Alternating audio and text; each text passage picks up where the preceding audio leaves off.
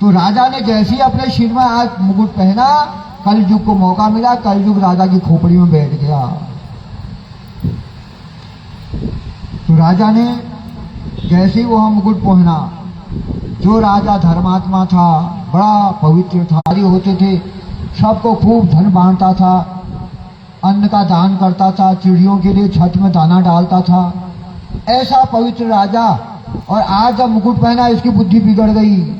आज क्या विचार आया इसके मन में? एकदा धनुरुद्यम्य विचरन् मृगयाम्बरे मृगाननुगतः शान्तः सुधितः तिष्ठितो भृगन्। अब राजा पवित्रात्मा था, रोज भगवान की आराधना करता था, भगवान की भक्ति करता था, भगवान कृष्ण को बहुत मानता था और कीर्तन करते करते मस्त हो जाता था। ऐसा पवित्रात्मा यह राजा था और भगवान से नित्य प्रार्थना करता था। क्या प्रार्थना करता था? आइए हम लोग भी भगवान कृष्ण का स्मरण करें।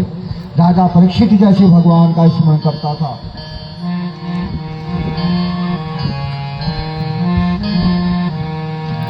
सावरिया ऐसा प्यार जगा, सावरिया ऐसा प्यार जगा, सावरिया ऐसा प्यार जगा, सावरिया ऐसा प्यार जगा। मैं तेरे चरणों का सेवक, मैं तेरे चरणों का सेवक, मैं तेरे चरणों का सेवक, मैं तेरे चरणों का सेवक।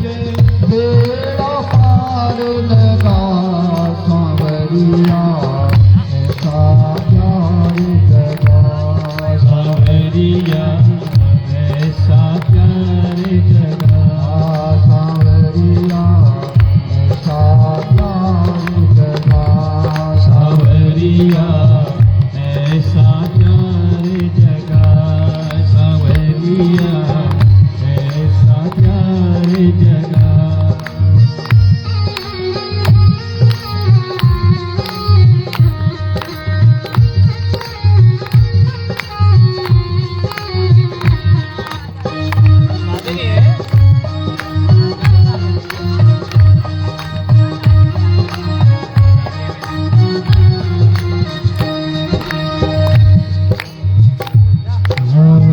रस की धार बहे इस मन में, रस की धार बहे इस मन में, रस की धार बहे इस मन में, रस की धार बहे इस मन में। आपका प्यार बहे मेरे मन में, आपका प्यार बहे मेरे मन में, आपका प्यार बहे मेरे मन में, आपका प्यार बहे मेरे मन में। तेरी याद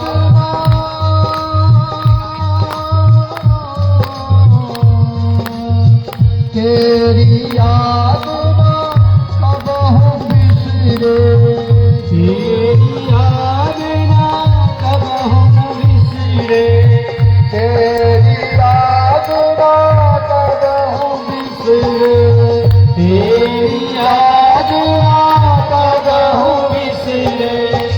ऐसा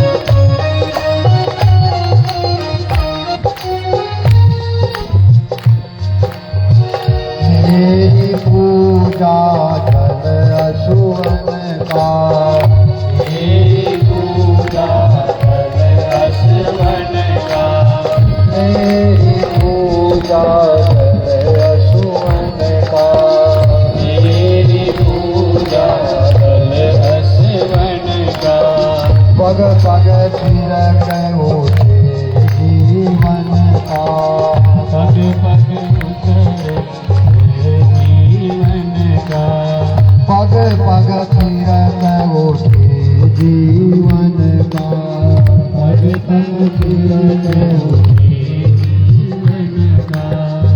नीत कहे मेरा प्राण पुकारे, नीत कहे मेरा प्राण पुकारे, नीत कहे मेरा प्राण पुकारे, नीत कहे मेरा प्राण पुकारे। ऐसा काल ही कांवरिया, ऐसा प्यार जगा कांवरिया, ऐसा प्यार जगा कांवरिया, ऐसा प्यार जगा। कांवरिया, ऐसा प्यार जगा। मैं तेरे चरणों का सेवक, मैं तेरे चरणों का सेवक, मैं तेरे चरणों का सेवक, मैं तेरे चरणों का सेवक। बेड़ा पार लगा कांवरिया, ऐसा प्यार जगा कांवरिया, ऐसा प्यार जगा कांवरिया, ऐसा प्यार जगा कांवरिया, ऐसा प्यार जगा कांवरिया, ऐसा प्यार जगा कांवरिया, ऐसा प्यार जगा।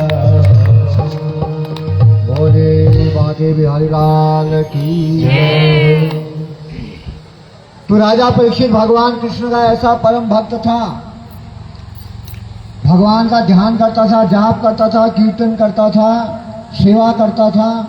ऐसा परम पवित्र भक्त राजा परीक्षित, आज उसकी बुद्धि बिगड़ गई। जैसे इसने अपने सिर में मुकुट पहना, तो राजा आज क्या सोचता है, एकदा धनुरुद्यम्य विचरन् मृगयां वने, मृगानो गतः श्रान्तः सुदितः तृषितो भृशन्, मृगानो गतः श्रान्तः सुदितः तृषितो भृशन्। आज भगवान यह राजा परीक्षित प्रातः काल उठते ही और दिन नित्य स्नान करता था, बत्ती जलाता था, भगवान का इस प्रकार से भजन करता था, कीर्तन करता था, और छत में जाकर के चिड़ियों के लिए दाना दानता था, और मंदिरों में जाता था, दान पुण्य करता था। आज इसकी बुद्धि ऐसी भ्रष्ट हो गई, सुबह सुबह उठ करके बिना मुख धोए ही आज घोड़े में सवार हो गया। इसकी बुद्धि में आज क्या बात आई, चलो आज जंगल में जाता हूँ, शिकार खेलता हूँ। अब राजा घोड़े में सवार हुआ, अपने हाथ में धनुष बाण ले लिया, जंगल की ओर चल दिया, और जंगल में जाकर के मृगों का शिकार खेलने लग गया। जो राजा नित्य प्रातः काल उठ करके सत्कर्म करता था, और आज जाकर के वह जंगल में जाकर के दिन भर मृगों के पीछे जंगल में भागते रहा राजा। इस प्रकार घोर जंगल में पहुंच गया, इसको पता नहीं चला मैं कहां आ गया हूं। वहां जाकर के इसने दिग्भ्रमित हो गया, अब मेरे को कहां को जाना है, जंगल से रास्ता कहां को है, बाहर को निकलने के लिए कौन सा रास्ता भूल गया, दिग्भ्रमित हो गया। कहां को जाओ, कहां से आया था, कहां से निकलना थी। दिन भर मृगों के पीछे घूमते घूमते, गर्मी के दिन थे, अब इसको प्यास लग गई। इसने सोचा प्यास लग गई है, पानी कहां पर पीऊं। चारों तरफ को देखा, कहीं कुछ भी नहीं दिखाई दिया। थोड़ा आगे बढ़ा तो इसको एक आश्रम दिखाई दिया, जंगल में किसी महात्मा का आश्रम था। राजा इस आश्रम में पहुंच गए। राजा भूखे प्यासे तो थे ही, आश्रम में महात्मा जी का वहां देखा। आश्रम में एक महात्मा जी ध्यान लगा करके बैठे हुए थे। राजा इनके आश्रम में गए, द्वार पर गए। राजा ने पीने के लिए महात्मा से जल मांगा। लेकिन ये महात्मा जी बेचारे समाधि अवस्था में बैठे हुए थे। उनको दीन दुनिया का कोई पता ही नहीं था कि दुनिया में कोई मेरे को पुकार रहा है, कोई बोल रहा है। तो भगवान के भक्त तो ध्यान लगाते हैं, वो समाधि अवस्था में चले जाते हैं, इसी को ध्यान कहा जाता है। तो मन में जब उठने वाले अच्छे बुरे विचार समाप्त हो जाते हैं, तब मन शून्य हो जाता है, इसी को ध्यान कहा जाता है। जब तक हमारे मन में अच्छे और बुरे विचार आते ही जा रहे हैं, हम आंख बंद करके भले ही घंटों बैठ जाए, उसको ध्यान नहीं कहा जाता। जब मन का भटकना बंद हो जाता है, अब हम बैठते तो हैं भगवान के मंदिर में पूजा करने के लिए, आंख बंद करके बैठ तो जाते हैं, लेकिन मन में सारी दुनिया घूमते रहती है। कभी वह मन चूल्हे में चले जाता है, कभी वह मन घूमने में चले जाता है, कभी किसी की बातें मन में आती, कभी किसी की बातें मन में आती। इसलिए हम 2 मिनट में पूजा करने नहीं बैठ पाते, क्योंकि मन विचलित है। जब मन शांत हो जाता है, तब समाधि, तब ध्यान लगता है। तो ये ऋषि जो है जंगल में बैठे थे एकांत में, इनके मन में कोई विकार नहीं था, इनको पता ही नहीं था, इनका मन शून्य हो चुका था। तो शून्य अवस्था में ही भगवान का ध्यान लगता था। तो ओम नमो भगवते वासुदेवाय, इस ध्यान में मस्त होकर के खोए हुए थे। अब राजा आया, राजा ने आवाज लगाई, पानी मांगा, लेकिन महात्मा जी को कुछ नहीं सुनाई दिया, क्योंकि वो ध्यान में मस्त हो गए थे। तब राजा को गुस्सा आ गया। राजा ने कहा, देखो मैं देश का राजा हूं, राजा का सम्मान करना सबका कर्तव्य हो। असलियत अभी सामने आ जाएगी। कुटिया से बाहर आकर के उसने चारों तरफ देखा, राजा को एक मरा हुआ सांप दिखाई दिया किनारे पर। राजा ने कहा, ये बढ़िया है। तो तुरंत राजा ने सोचा, महात्मा को चौंकाने के लिए ये सही तरीका है, इसके गले में इस मरे हुए सांप को डाल देता हूं, और तब पता चलेगा, अभी उछलेगा 10 फुट ऊपर को, जब इसके गले में सांप पड़ेगा। तो राजा ने अपने धनुष कोटि से उठा करके उस मरे हुए सांप को लाया, अपने धनुष कोटि से उठा करके महात्मा जी के गले में लपेट दिया। राजा ने सोचा, अब इस बाबा की असलियत का पता चलेगा। लेकिन महात्मा जी तो सचमुच में समाधि अवस्था में थे, ध्यान में बैठे हुए थे, वो तो भगवान की मन से भक्ति कर रहे थे। तो उनको क्या पता चलता कि मेरे गले में सांप पड़ गया, क्या पड़ गया। लेकिन राजा के सारी करतूत, एक महात्मा का बच्चा, ऋषि का कुमार देख रहा था, ऋषि का बच्चा देख रहा था। पिताजी के गले में मरा हुआ सांप डाल रखा है। अपने पिताजी के गले में मरा हुआ सांप देख करके अब यह ऋषि कुमार बड़ा गुस्से में आ गया, बड़ा क्रोधित हो गई। और श्रृंगी ऋषि बड़ा क्रोधित होकर के हाथ में जल ले लिया, और जल लेते ही इसने राजा को शाप दे दिया। इति लंघित मर्यादं तक्षकः सप्तमे हनि दक्षयति स्म कुलांगारं चोदितो मे ततद्रुतम्। इति लंघित मर्यादं, यह ऋषि कुमार बोला, अरे कुलांगार, तुम्हारे पूर्वजों ने हमेशा साधु संतों की सेवा करी। अरे तू उन्हीं पांडवों का नाती तो होगा जिन पांडवों ने साधु संत भगवान कृष्ण की सेवा करी है। और तुम्हारे दादा ने, तुम्हारे पिताजी ने साधु संतों के चरणों में अभिषेक किया है, और उनके चरणों की धूल को अपने शरीर से लगाया है। तेरे दादा परदादा संत महात्माओं का कितना सम्मान करते थे, कितना आदर करते थे, और आज तूने संतों का अपमान करके अपमान किया। एक मरा हुआ सांप तूने संतों के गले में डाल दिया। अरे दुष्ट, तुझे राजगद्दी मिल गई तो राजगद्दी का इतना बड़ा अभिमान तुझे आ गया। देख, तूने अपने अभिमान में आकर के जो आज एक संत का अपमान किया है, तो तुझे ये पता चल जाएगा कि ब्राह्मण के अंदर कितनी शक्ति होती है, तपस्वियों के अंदर कितनी शक्ति होती है। इस प्रकार ऋषि पुत्र ने अपने हाथ में जल लेकर के और तुरंत कहा कि तूने संतों का अपमान मिट सबसे किया है, इसलिए जा, 7 दिन में तुझे जीवित तक्षक नाग आकर के डस लेगा, 7 दिन में तेरी मृत्यु हो जाएगी। अरे राजन, जो तुझे इतना अभिमान है, तेरा अभिमान सब समाप्त हो जाएगा। इतना साफ लेकर के उसने पानी नीचे छोड़ दिया। राजा तो वहां से पहले ही चले गया था अपने घर को, और पिता के गले में मरा हुआ सांप देख करके अब श्रृंगी ऋषि जोर जोर से रोने लगा, जोर जोर से चिल्लाने लगा, जोर जोर से रोने लगा। तब समीक ऋषि ने अपने बच्चे के मुंह से रोने की आवाज सुनी। अपने बच्चे के रोने की आवाज सुन करके समीक ऋषि की समाधि खुल गई, उनका ध्यान टूट गया। उन्होंने अपने गले में मरा हुआ सांप देखा। तुरंत बाबा ने अपने गले में पड़ा हुआ सांप फेंक दिया और अपने रोते हुए बच्चे को अपनी गोद में बैठा लिया। इधर राजा परीक्षित तब तक तो अपने घर पहुंच चुके थे, और घर जाकर के राजा ने अपने सिर में से जैसे ही वह मुकुट उतारा, जैसे ही वह मुकुट उतार करके नीचे रखा, तो तुरंत राजा को अपनी भयंकर भूल का भान हो गया। राजा ने जैसे ही वह मुकुट निकाला, कलयुग भी मुकुट के साथ नीचे उतर गया। अब राजा को अपने भयंकर भूल का भान हो गया। राजा ने कहा, ओहो, मैंने आज क्या कर दिया? मैं रोज सुबह उठ करके नहाता था, सूर्य भगवान को जल चढ़ाता था, गायत्री माता का जप करता था, मंदिरों में जाता था, सबको दान करता था, और अटारी में जाकर के पक्षियों के लिए दाना डालता था, जानवरों के लिए पानी देता था। आज तो मैंने कोई भी धर्म कर्म किया ही नहीं, अपनी संध्या तक नहीं करी, नहाया भी नहीं। आज सुबह सुबह मेरी बुद्धि क्यों बिगड़ गई? ओहो, मैंने आज कौन सा कर्म कर दिया?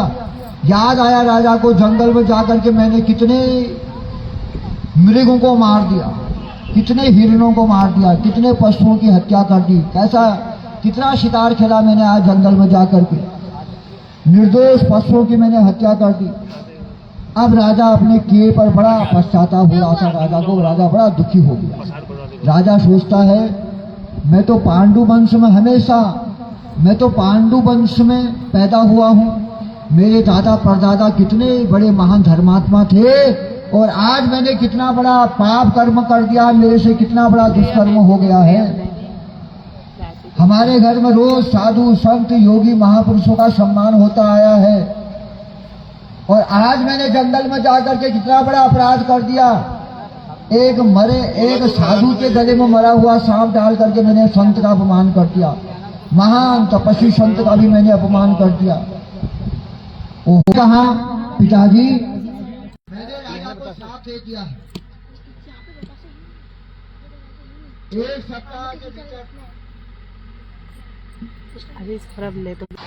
जब सारे देशवासियों का सौभाग्य फलता फूलता है, तब देश को अच्छा राजा मिलता है, अच्छा नेता मिलता है। और जब सारी प्रजा का समष्टि रूप से दुर्भाग्य का उदय होता है, तब देश को दुराचारी राजा मिलता है, पापाचारी राजा मिलता है। तो एक अच्छा राजा बड़े भाग्य से मिलता है। आज समीक ऋषि ने भी अपने बेटे से कहा, बेटा, बड़ी मुश्किल से हमको परीक्षित जैसा राजा मिला, ऐसा सदाचारी राजा कभी नहीं मिल पाएगा। तूने यह बहुत गलत किया, तूने राजा को श्राप नहीं देना चाहिए था। अपने बेटे के दिए हुए श्राप को सुनकर के समीक ऋषि भी बहुत उदास हो गए, दुखी हो गए। तो उन्होंने इस श्राप की सूचना, समीक ऋषि ने सोचा, अब तो जो कुछ होना था हो गया, अब मेरे बेटे ने इनको राजा को मरने के लिए श्राप दे दिया, इसलिए अब राजा को भी सूचना दे देनी चाहिए, ताकि राजा अपने को बचाने का कोई न कोई उपाय तो करेगा। तब समीक ऋषि ने राजा तक समाचार भेज दिया, एक गौरमुख शिष्य को भेज करके सारी घटना बता दी राजा। तो समीक ऋषि का एक शिष्य गौरमुख नाम का बालक राजा परीक्षित के पास गया और जाकर के राजा से कहा, राजन,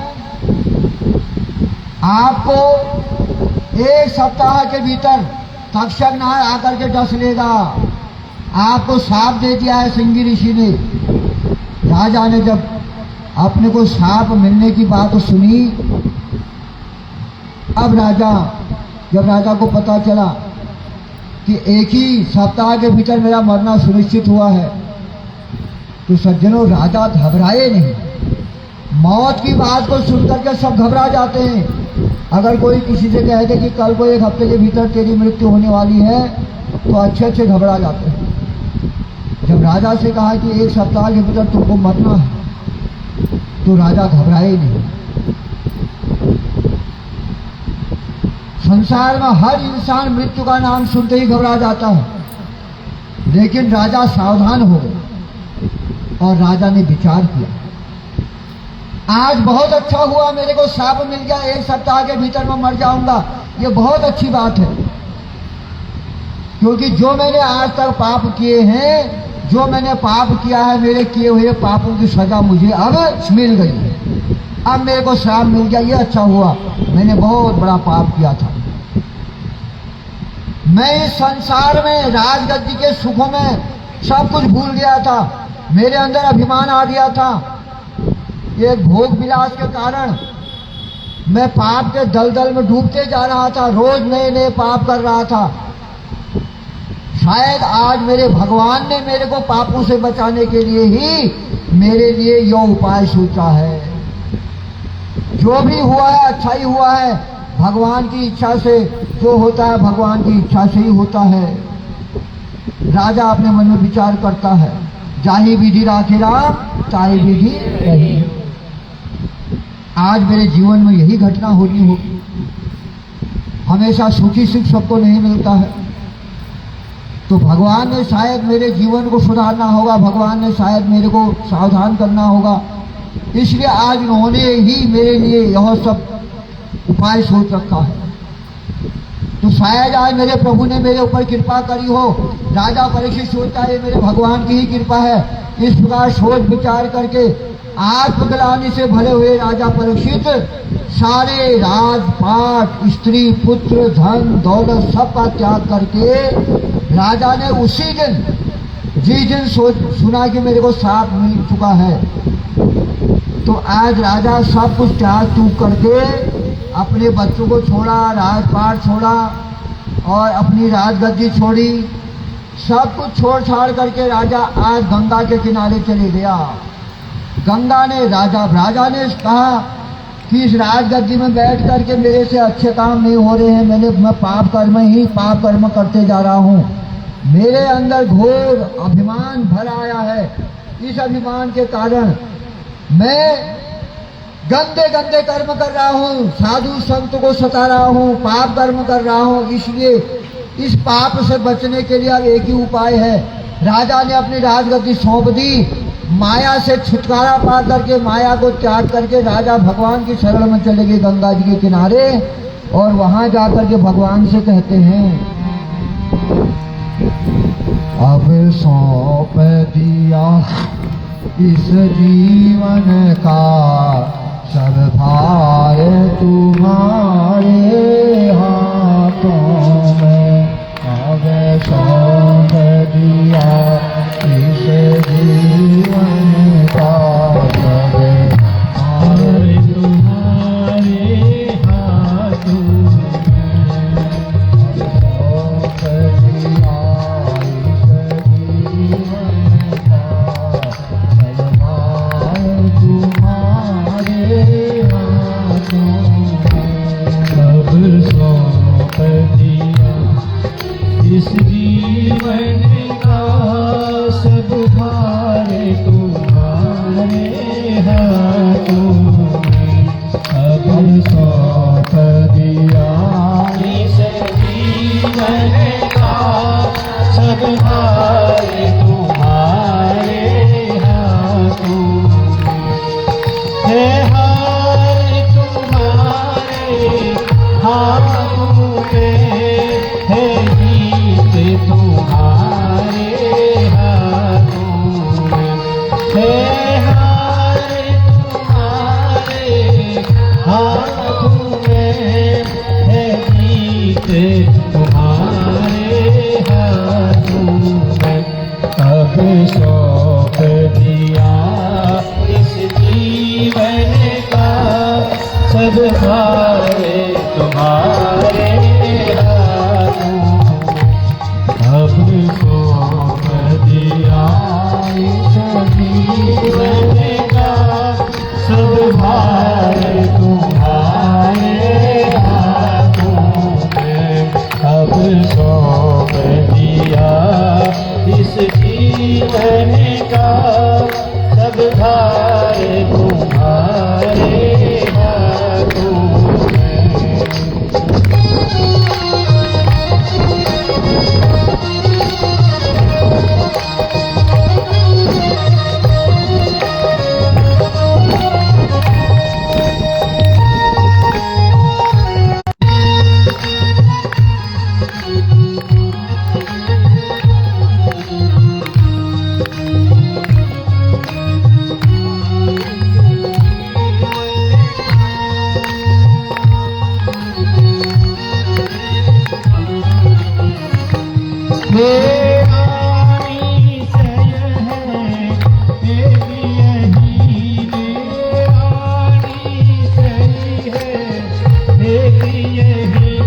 एक बार तुम्हें बाजाऊं मैं, एक बार तुम्हें बाजाऊं मैं, अरे पर कर तू दुनिया भर का, अरे पर कर तू दुनिया भर का, सब प्यार तुम्हारे सब प्यार तुम्हारे हाथों अब सौंप दिया इस जीवन का सब भार तुम्हारे हाथों में।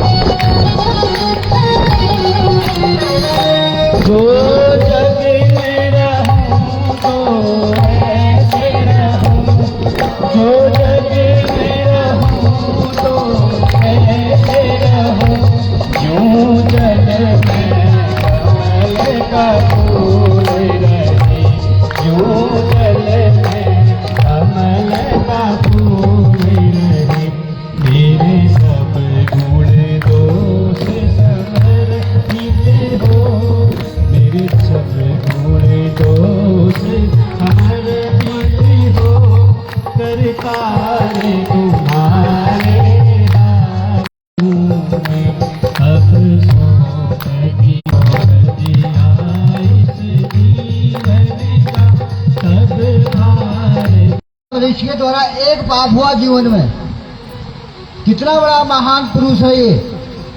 एक पाप होने के कारण इसने आज अपनी पत्नी, बच्चे, घर बार ने क्या किया, तो मैं फिर क्या उत्तर दूंगा उसको।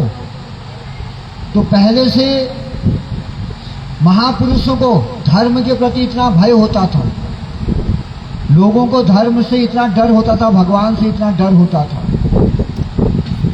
आज हम लोग जो अपने धर्म और मर्यादा का उल्लंघन कर रहे हैं, अपनी धर्म मर्यादा को नहीं मान रहे, चाहे नारी हो चाहे पुरुष हो, क्योंकि किसी को धर्म का डर नहीं है, भगवान का डर नहीं है। कि कल को जब इतना धाम को छोड़ करके सभी लोगों को जाना होता है, तो हम जाकर के परमात्मा को, भगवान को क्या उत्तर देंगे, क्या जवाब देंगे। ये जवाबदेही कोई नहीं समझता है। तो पहले से राजा परीक्षित ने जब यह विचार किया कि मेरी स्थिति क्या होगी, कल को मैं मर जाऊंगा और पाप करके मैं मरूंगा, डर मरने का नहीं था, पाप डर उसको पाप कर्म का था। तो ये पाप कर्म का फल मुझे क्या मिलेगा। तो इसका राजा विचार करके गंगा जी के तट पर आ गया, अपना राजपाट और पत्नी पुत्र आदि सबका त्याग करके गंगा जी के तट पर आ गए। राजा को पता था कि मेरे को 1 हफ्ते के भीतर डसना है, तक्षक नाग ने मारना है, मुझे मरना है, मेरी मृत्यु सामने है। उसी मृत्यु को सुधारने के लिए मृत्यु से घबराए नहीं, मृत्यु से घबराओ मत, मरना तो सबको है, लेकिन मृत्यु को सुधारो, हमारी मृत्यु सुधर जाए। मरते समय जो पीड़ा होती है, मरते समय प्राण जाते समय जो कष्ट होता है, शास्त्र भागवत में लिखा है कि 84 लाख भिक्षुओं के एक साथ दंड चूसने से जो पीड़ा होती है, उतनी पीड़ा प्राण जाते समय होती है, मृत्यु के समय होती है। उस पीड़ा से बचने के लिए महापुरुष लोग भगवान की आराधना करते हैं, उस पीड़ा से बचने के लिए महापुरुष लोग भगवान का ध्यान करते हैं। तो आज राजा पानी तक भी भागवत में वर्णन आया है कि राजा परीक्षित ने पानी भी नहीं पिया। धर्म का, भगवान का डर इतना रहता था पहले से। तो आज गंगा के किनारे पर आकर के राजा प्रायश्चित कर रहे हैं। केवल एक लंगोटी पहन रखी है और सारे वस्त्र आभूषण सब त्याग दिए हैं। जब गंगा के किनारे रहने वाले साधु संतों को यह पता चला, ऋषि मुनियों को जब पता चला हमारे देश के राजा परीक्षित बाबा बन गए हैं, उन्होंने राजपाट सब कुछ छोड़ दिया है, पत्नी पुत्र आदि घर बार सब छोड़ दिया है, वो तो बाबा बन करके आ गए हैं गंगा के किनारे। तब जितने भी साधु संत महात्मा योगी थे, जिसने जहां सुना वहीं से राजा परीक्षित से मिलने के लिए गंगा के किनारे आ गए, राजा के पास मिलने के लिए आ गए। संत महात्माओं ने सोचा कि परीक्षित अब राजा नहीं, अब तो राजर्षि हो गए हैं, अब तो राजा के विरासी जीवन का अंत हो चुका है, इसलिए वो सारे साधु संत परीक्षित से मिलने के लिए आए। बीच में राजा परीक्षित बैठे हैं, चारों तरफ से साधु संत योगी महात्मा लोग बैठे हैं।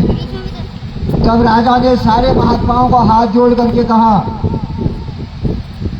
सब महात्माओं के बीच में खड़े होकर के सबको प्रणाम करके सारे महात्माओं की उन्होंने पूजा करी और राजा ने अपने पाप की सारी बात महात्माओं को बता दी।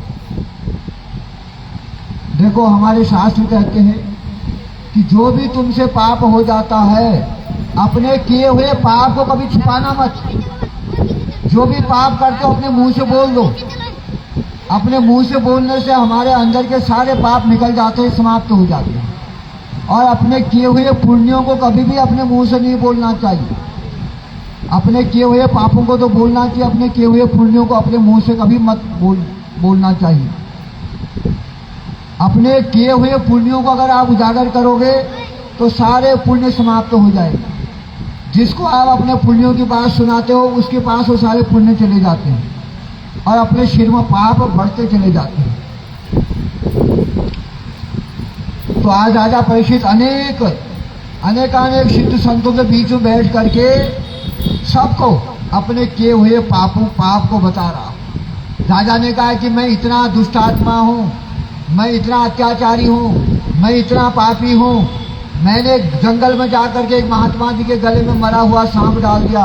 हे ऋषियों, मेरे से बहुत बड़ा पाप हो गया है, अब बताओ कि मेरा यह पाप कैसे शुद्ध होगा। मेरे को आज 1 हफ्ते के भीतर तक्षक नाग आकर के मेरे को डस लेगा, मेरे को मार देगा। अब ये बताओ कि मेरी मृत्यु, मेरे को मरने का डर नहीं है, मेरी मृत्यु कैसे सुधरेगी ये बताओ। मैं मरने के लिए नहीं आया हूँ, मैं तो तरने के लिए आया हूँ। और मैंने शास्त्रों में सुना है जो पापी, जो मनुष्य यहाँ से पाप करके जाता है, पाप करके मरता है, तो यम के दूत उसको बहुत यातना देते हैं और उस पुरुष की दुर्गति हो जाती है। वह मनुष्य घोर नरकों में जाकर के गिरता है और मृत्यु की वेदना बहुत भयंकर होती है। हे ऋषियों, आज से 7वें दिन में मुझे मरना है, इसलिए हे ऋषियों कुछ ऐसा उपाय बता दो ऐसा उपाय कर दो कि 7 दिन में मैं भय मुक्त हो करके मेरा डर समाप्त हो जाए, जो मेरे मन में डर लग रहा है मेरा डर समाप्त हो जाए और मैं भगवान के चरणों में लीन हो जाऊं। कोई ऐसा रास्ता बता दो, कोई ऐसा मंत्र बता दो कि मेरा मन भगवान के चरणों में समर्पित हो जाए। अब ऋषि मुनि सोचते हैं, ये राजा हमसे ऐसी बात पूछता है कि हमारी मृत्यु कैसे सुधरेगी। ऋषि मुनि सोचते हैं, हम भी तो, ये राजा तो छोड़ो, हम भी तो मौत से डरते हैं। मरते समय न जाने किसकी क्या गति होती है, कोई नहीं देखता है। जन्म जन्मांतरों से साधु सन्यासी लोग भगवान की तपस्या करते हैं, फिर भी अंतकाल में उनके मुंह से भी भगवान का नाम नहीं निकलता है। अंतकाल में साधु सन्यासी भी भटक जाते हैं। अंते या मति सा गति, मरते समय जैसी मति होती है वैसी उसकी गति होती है। इसलिए मरते समय ये साधु सन्यासी लोग जो घर बार छोड़ करके जंगलों में राम राम राम राम कर रहे हैं, क्यों कर रहे हैं भाई? क्या इनको गाड़ी बंगले घर बार अच्छा नहीं लगता है?